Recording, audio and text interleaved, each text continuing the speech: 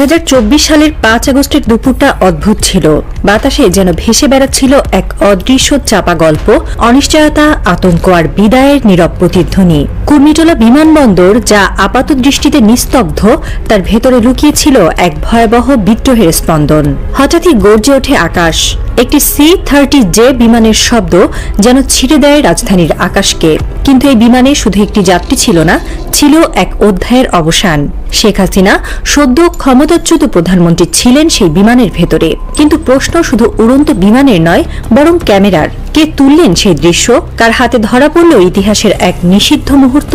এবং কিভাবে, কি আশ্চর্য একভাবে সেই ভিডিও হয়ে উঠল সময়ের ঘূর্ণাবর্তের কেন্দ্রবিন্দু। এই একটিমাত্র ভিডিও বদলে দিল দৃশ্যপট। এটি কোনো কৌতূহলী দৃষ্টির সৃষ্টি নয়, বরং রাষ্ট্রযন্ত্রের গভীরে লুকিয়ে থাকা এক ছায়া নেটওয়ার্কের মুখোশ উন্মোচন। ঢাকার রাজপথে উত্তাল জনতা, স্লোগান, বারুদের গন্ধ আর এক মোহভঙ্গের উত্তেজনায় কাঁপছে শহর। এর মাঝেই ভাইরাল হয় একটি ভিডিও। দৃশ্যটি ধরা পড়েছিল ফ্লাইট লেফটেন্যান্ট রিফাত আশরাফের মোবাইলে অফিসার্স মেসের জানালা দিয়ে, আর তা ছড়িয়ে দেন তার সহকর্মী তাহসিফ সুরি। তদন্তে দেখা যায় তারা দুজনই ছিল এক নিখুঁত জালের অংশ, যেখানে বিশ্বাস ছিল ভান, আনুগত্য ছিল আবরণ। 14 আগস্ট 2024, গভীর রাত। ঘুমন্ত শহরের বুকে নিঃশব্দে নেমে আসে সেনা গোয়েন্দা বিভাগের এক অদৃশ্য দল। লক্ষ্য স্কোয়াড্রন লিডার আব্দুল্লাহ ইবনে আলতাফ। তার বাসা যেন কোনো সামরিক অফিসের অন্ধকার আউটপোস্ট। গাড়ির বুট খুলতেই চোখ ছানা বড় হয়ে যায় তদন্তকারীদের।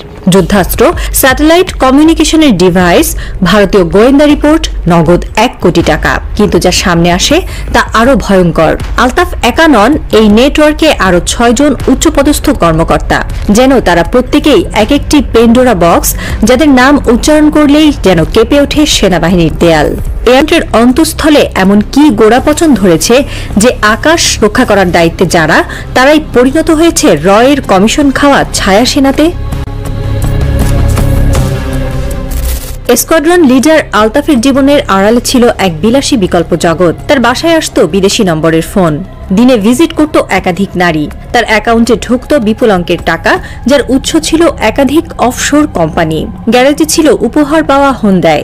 সবকিছু মিলে এই ব্যক্তি ছিলেন এর ছায়া সাম্রাজ্যের একজন অভিজাত দূত। আর তার বিশ্বাসঘাতকতার পেছনে ছিল আরো বড় ছায়া, লেফটেন্যান্ট জেনারেল মুজিবুর রহমান।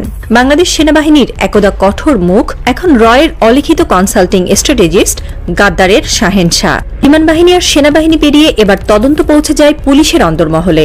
4 জন উচ্চপদস্থ পুলিশ কর্মকর্তাকে সাসপেন্ড করা হয়। মিরপুরের ডেপুটি কমিশনার জসিমউদ্দিন মোল্লা, গুলশানের additional deputy commissioner Rafiqul Islam, Jatrabari জোনের traffic assistant commissioner Tanzil Ahmed, APBN এর এসপি মোহাম্মদ রফিকুল ইসলাম। এদের সবার স্টেশন মাস্টার ছিলেন গুলশানের সহকারী police commissioner Iftekhar Mahmud DB, যিনি ছিলেন আব্দুল্লাহ ইবনে আলতাফের ঘনিষ্ঠ বন্ধু এবং এর বাংলাদেশ চ্যাপ্টারের অন্যতম সক্রিয় লিঙ্কম্যান। এক গোপন নথি বলছে, শেখ হাসিনার পালানোর সময় 5 আগস্ট ইফতেখার ছিলেন কুর্মিটোলায় ফ্যালকন টাওয়ারে অস্ত্রসহ আশ্রয়ে। গ্রেফতারের পর তাকে কাশিমপুর হাই সিকিউরিটি সেলে পাঠানো হয়। বিষয়টি এতটাই গোপনে ঘটানো হয়, তার স্ত্রী 22 আগস্ট পর্যন্ত তার খোঁজ না পেয়ে পুলিশের কাছে লিখিত আবেদন করেন।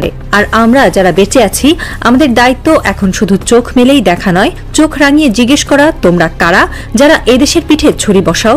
সীমানার উপর থেকে আসা সেনা নয়, সবার আগে আমাদের লড়তে হবে ভেতরের মুখোশধারীদের বিরুদ্ধে। শেখ হাসিনার বিমান উড়েছিল সূর্যাস্তের দিকে, কিন্তু তার নিচে এখনো জেগে আছে ছায়ার রাজত্ব।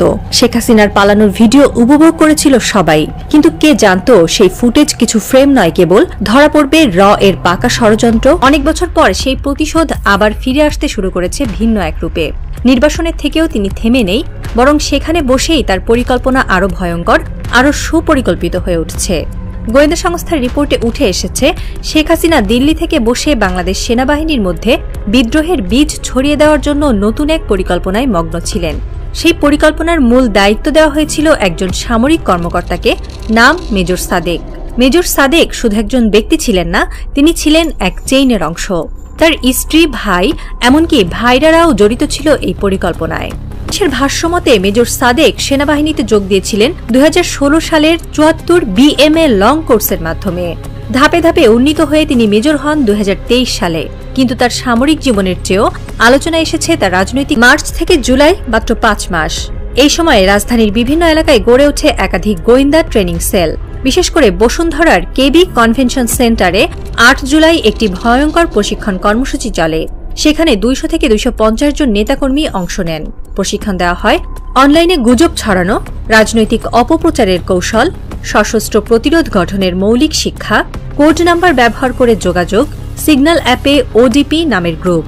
এই গ্রুপে যোগ দেওয়া প্রতিটি সদস্য পেত একটি কোড নাম্বার। কারো নাম রাখা হতো না, পরিচয় চলত কোড দিয়ে।